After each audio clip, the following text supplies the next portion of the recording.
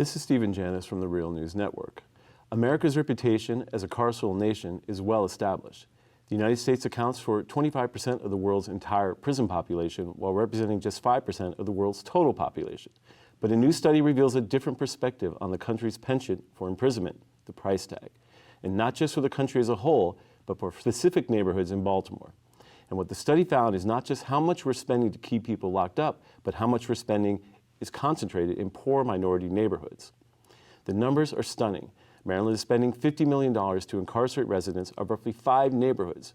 Joining us to discuss the findings is Marc Schindler from the Justice Policy Institute. Marc Schindler is the executive director of the Justice Policy Institute. Over the course of his career, Marc has worked on justice system issues in a variety of roles, from public defender in Baltimore City to advocate for juvenile justice agencies and administrators. Marc, welcome to the Real News Network. Thank you for joining us. Thanks for having me. One of the things that I found interesting about the study is just why you decided to look at these neighborhoods and look at incarceration from an entirely different perspective. Could you talk about that a little bit? Sure. Well, you know, this is a significant issue for the state of Maryland and for the country as a whole, as you talked about. The amounts that we're spending to lock people up in our cities and states around the country is extraordinary. In Maryland, we spend nearly $1 billion on the corrections agency, and just in Baltimore City, almost $300 million a year to lock people up. And so one of the things that we talk about from a policy perspective, and I used to run a corrections agency, is what are we getting for that investment? Are our communities safer? And unfortunately, the answer largely is no. And so what we did when there was some data available here in Baltimore particularly was look more closely at the data, particularly where people who are incarcerated live prior to their incarceration, and what's going on in those communities, and are there different ways that we might spend scarce public resources that would get us better outcomes. Now, you found specifically there were 5 communities where the most was spent, and what you looked at were some of the characteristics, some of the outcomes in those communities. What did you find there? So what we found across the city, so there are about half of Baltimore's communities, so about 25 of the 50 some odd communities spend more than $5 million a year on incarceration. And as you pointed out, 10 of those communities are spending more than $10 million. And one community in particular is actually spending about $17 million to lock up almost 500 people. What we saw in common across those communities is that those are communities that are facing a variety of challenges. That includes everything from housing to high levels of substance abuse within those communities, to low education and low earnings in those communities. So we found a range of challenges within those communities. And what the study really draws people and shows what we need to be asking is, what is the link between those things, and is spending on incarceration the best way we can spend money to address some of those issues? Now, of course, one of the big issues in criminal justice system is race, and the involvement of race in criminal justice and where criminal justice resources are targeted. These neighborhoods, what was the racial composition? So overwhelmingly, the neighborhoods that are sending the most people to prisons in Maryland are overwhelmingly communities of color, particularly African American. And so you're absolutely right. It's virtually impossible to have a responsible discussion about criminal justice policy in this country without talking about the impact of race. And so what we see, whether it's the juvenile justice system, the adult criminal justice system, is a disparate impact on communities of color, including people of color getting locked up for longer periods for similar types of behavior as is exhibited in the white community. So why do you think it is that this subject of cost is so often not discussed within the context of criminal justice? I mean, your study is pretty unique. I mean, there have been other studies that have covered this, but not in detail. Why is cost always sort of left out of the conversation? Well, you know, I think it's complicated, right? And so when we think about systems in government, and again, I used to run a government agency. It was a juvenile corrections agency. Oftentimes, you're before the council or the state assembly, and you're siloed into a committee that focuses on your issue, right? And so when I would testify about the juvenile justice budget in Washington, D.C., it was before a different set of council members that were talking about housing, right? That was in a completely separate committee.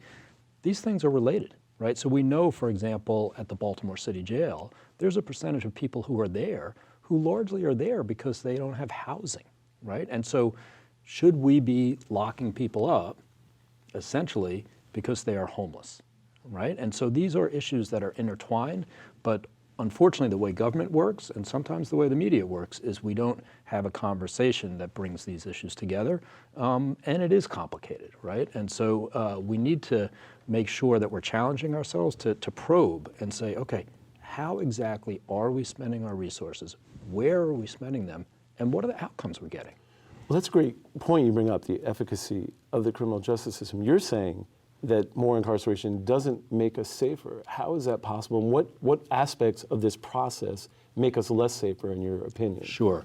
There's a little bit of a tipping point here, right? So some level of incarceration clearly does impact public safety, right? So there are people who are committing, very, very dangerous acts, and if they're incarcerated, they're not committing those acts, at least on the streets, for the period that they're incarcerated. But what the studies have shown over time, and most recently, a major report issued by the Brennan Center for Justice showed that incarceration has a limited impact on public safety, and in fact, it has diminishing returns the more you get, right?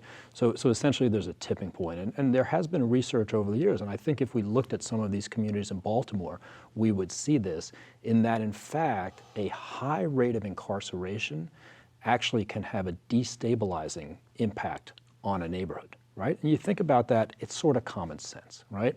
So here in Baltimore, for example, in these neighborhoods that we're talking about, we have a disproportionate number of African American men going to prison, right? These are men who have sons, who have daughters, who have spouses, who have families.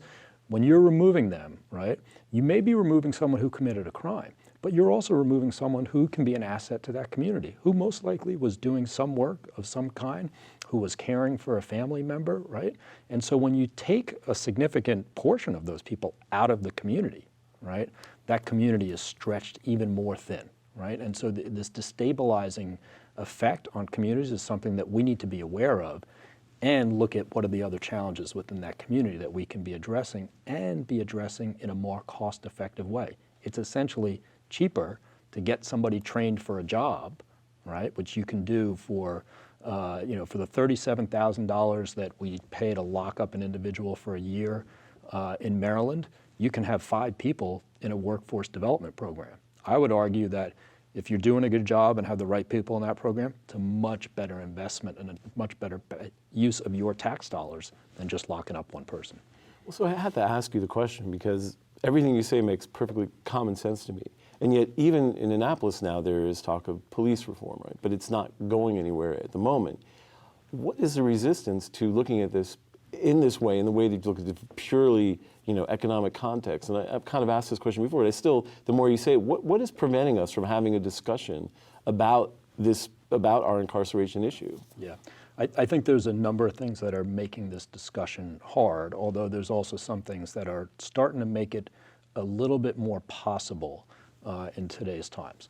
So you mentioned the disproportionate impact on people of color in the criminal justice system, and so we should just call it for what it is, right? That race is a factor, and there is a reluctancy to have that discussion in public forums to acknowledge what is going on in the justice system.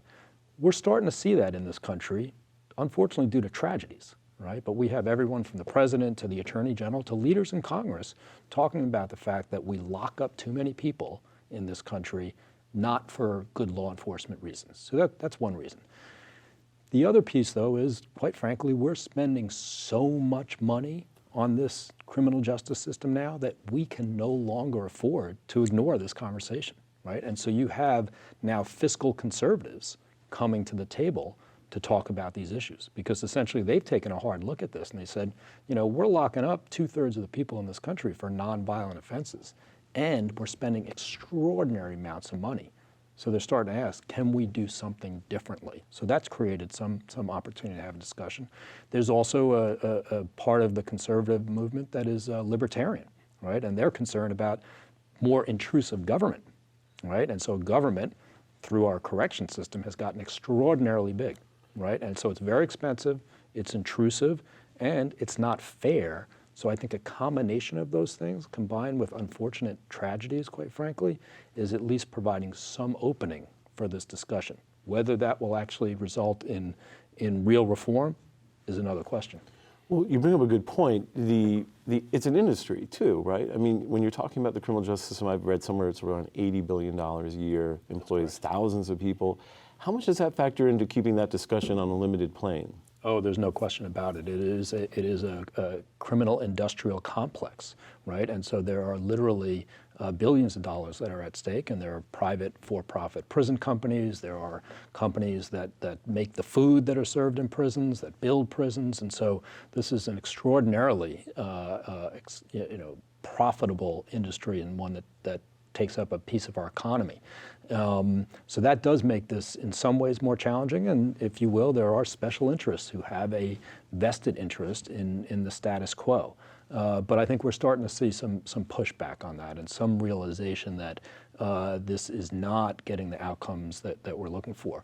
We also just can't ignore the fact that we are at an all-time record low for crime in this country. That's not necessarily because of incarceration, but I think that's also giving us an opportunity to have a discussion where there's not as much fear within the general public because crime is relatively low right now.